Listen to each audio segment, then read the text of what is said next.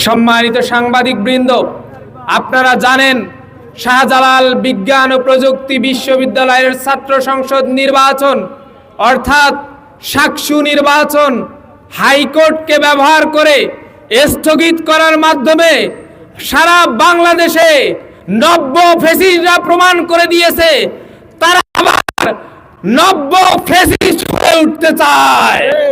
আমরা বলে দিতে চাই, এই নির্বাচনগুলো পেছানোর ষড়যন্ত্রে আপনারা প্রথম থেকেই লেগেছিলেন। সারা বাংলাদেশের ছাত্র সমাজ বুঝে গিয়েছে এই নির্বাচনগুলো কারা পেছাতে চায়, কারা হারার ভয়ে খেলা থেকে বিরত থাকতে চায়, কারা নব্য ফ্যাসিবাদের এই দেশে জন্ম দিতে চায়। আমরা বলে দিতে চাই, এই ছাত্র সংসদ নির্বাচনগুলো বারবার পেছানোর পায়ে তারা চালিয়েও আপনারা সফল হতে পারেন নাই।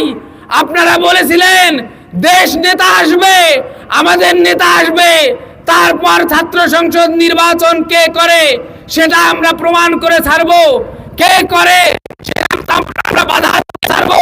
কিন্তু